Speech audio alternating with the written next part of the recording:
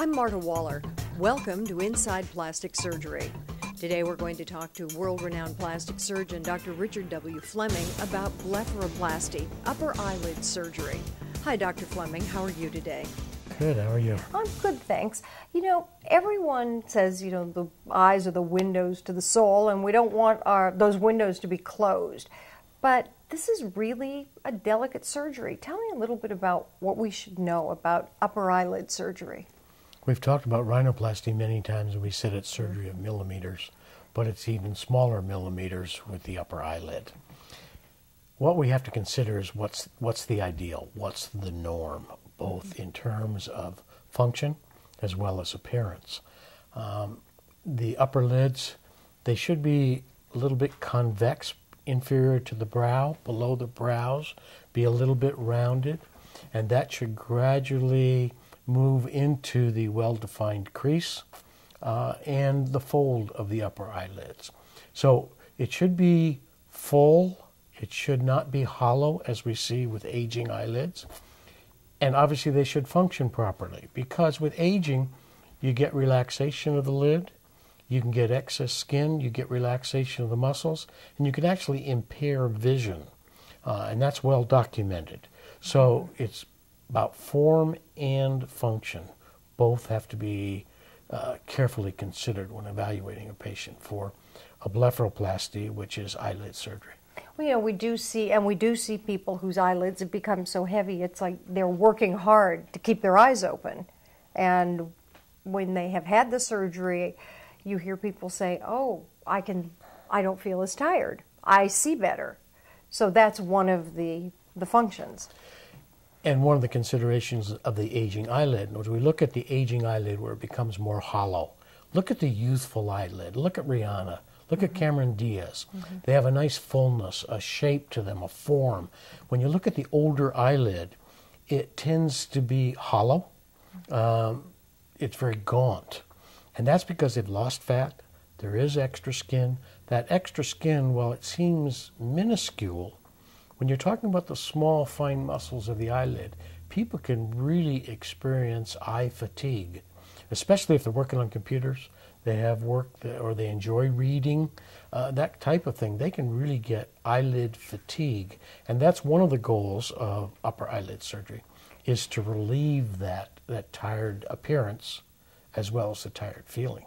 So talk a little bit about the surgery itself. You're not just removing skin. You want to promote a more youthful look. How do you do this? Well, there's several things to consider. Number one, if the muscles have relaxed, and you see that where their eyelids actually hang over the pupil. They have that tired look. That's relaxation of the muscle. The muscle can be tightened and lifted. You look at older eyelids, they're more gaunt, they're hollow.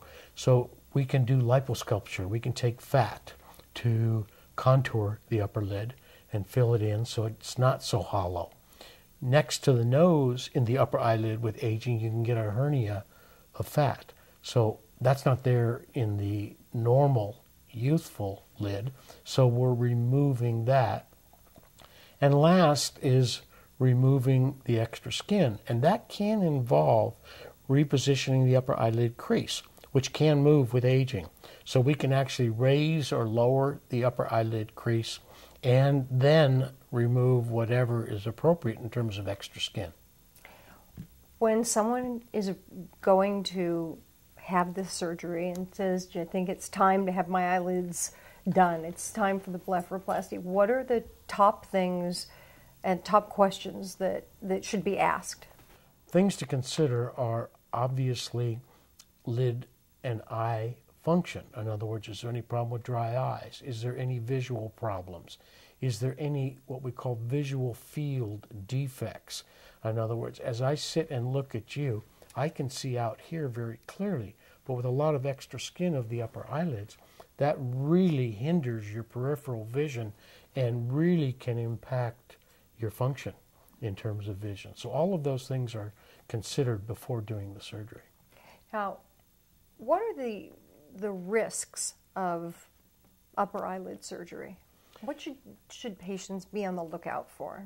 I think most of the risks associated with upper lid surgery are surgeon error.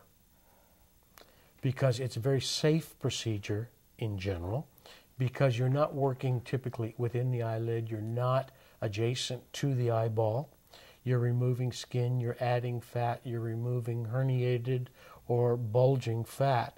So it's a straightforward procedure. It's a matter of being judicious and conservative in terms of what you do. We all see the eyes that have been overdone, and they look gaunt. When you go to have the surgery, how long does the procedure take, generally speaking? Depends upon what you have to do, but in general, the procedure takes about an hour. And depending upon the individual, you can actually do many of the upper eyelid blepharoplasties under just local anesthesia.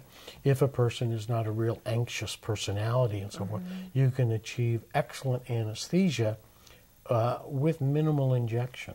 So it's, in that respect, it's a easier procedure for the patient. They heal much quicker than they do with the lower eyelids, which can be more difficult to do. But recovery's week or 10 days at most. They in general heal very quickly. So within about a week you can be wearing makeup again and back out in the world. Stitches that have to be removed, and many of them are absorbable when we're doing the upper eyelids, but stitches that have to be removed are usually removed about 6 or 7 days. And at that time they can put on makeup and be presentable, and both in their personal and professional lives.